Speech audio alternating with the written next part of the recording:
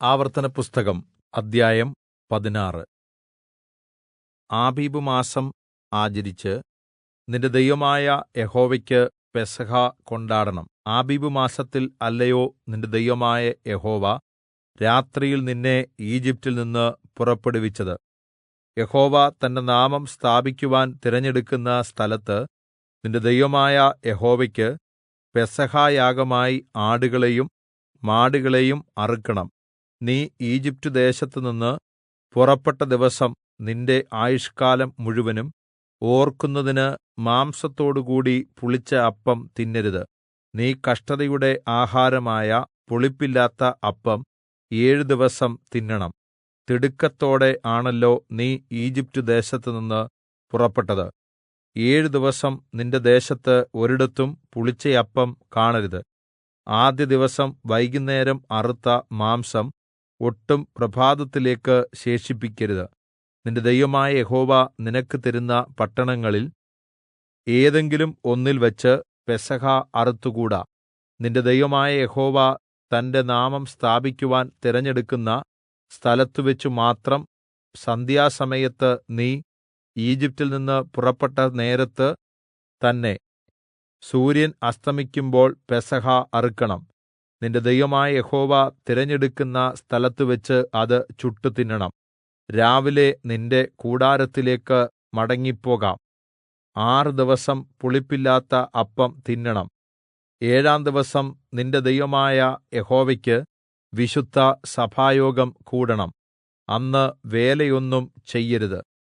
പിന്നെ 7 ആഴ്ചകൾ എണ്ണുക. വയലിലെ വിളയിൽ അരിവാൾ വയ്ക്കുവാൻ ആരംഭിക്കുന്നത് മുതൽ 7 ആഴ്ചകൾ എണ്ണണം. അതിനുശേഷം നിന്റെ ദൈവമായ യഹോവയ്ക്ക് വാരോത്സവം ആചരിച്ച് യഹോവ നിന്നെ അനുഗ്രഹിച്ചതിന് തക്കവണ്ണം നിന്റെ സ്വമേധാദാനങ്ങൾ അവന് അർപ്പിക്കണം.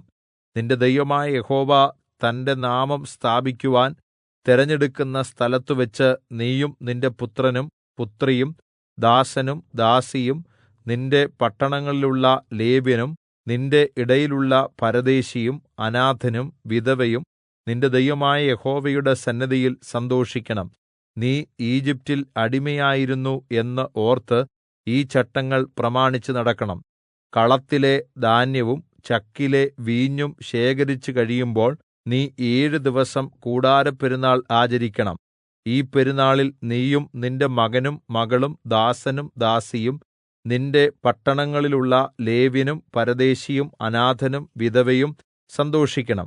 യഹോവ തിരഞ്ഞെടുക്കുന്ന സ്ഥലത്തുവെച്ച് നിന്റെ ദൈവമായ യഹോവയ്ക്ക് 7 ദിവസം പെരുന്നാൾ ആചരിക്കണം. നിന്റെ എല്ലാ വിളവുകളിലും നിന്റെ കൈകളുടെ സകല പ്രവൃത്തിയിലും നിന്റെ ദൈവമായ യഹോവ നിന്നെ അനുഗ്രഹിക്കും.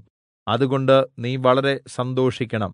നിന്റെ ദൈവമായ യഹോവ തിരഞ്ഞെടുക്കുന്ന സ്ഥലത്ത് നിന്റെ പുരുഷന്മാരൊക്കെയും പുളിപ്പില്ലാത്ത അപ്പത്തിന്റെ പെരുന്നാളിലും വാരോത്സവത്തിലും കൂടാരപ്പെരുന്നാളിലും ഇങ്ങനെ സംവത്സരത്തിൽ 3 പ്രാവശ്യം അവന്റെ സന്നിധിയിൽ വരണം. എന്നാൽ യഹോവയുടെ സന്നിധിയിൽ വെറും കൈയോടെ വരരുത്. നിന്റെ ദൈവമായ യഹോവ നിനക്ക് തന്നിട്ടുള്ള അനുഗ്രഹത്തിന് തക്കവണ്ണം ഓരോരുത്തൻ അവനവന്റെ പ്രാപ്തിപോലെ കൊണ്ടുവരണം. നിന്റെ ദൈവമായ യഹോവ നിനക്ക് തരുന്ന എല്ലാ പട്ടണങ്ങളിലും ഗോത്രം തോറും ന്യായാധിപന്മാരെയും പ്രമാണികളെയും നിയമിക്കണം. അവർ ജനത്തിന് നീതിയോടെ ന്യായപാലനം ചെയ്യണം. ന്യായം മറിച്ചുകളയരുത്. മുഖപക്ഷം കാണിക്കരുത്. സമ്മാനം വാങ്ങരുത്. സമ്മാനം ജ്ഞാനികളുടെ കണ്ണ് കുരുടാക്കുകയും നീതിമാന്മാരുടെ കാര്യം മറിച്ചുകളയുകയും ചെയ്യുന്നു. നീ ജീവിച്ചിരുന്ന് നിന്റെ ദൈവമായ യഹോവ നിനക്ക് തരുന്ന ദേശം കൈവശമാക്കുന്നതിന് നീതിയെ തന്നെ പിന്തുടരണം.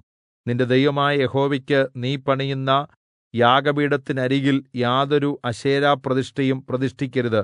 നിന്റെ ദൈവമായ യഹോവ വെറുക്കുന്ന ഒരു ശിലാസ്തംഭം നാട്ടുകയും അരുത്.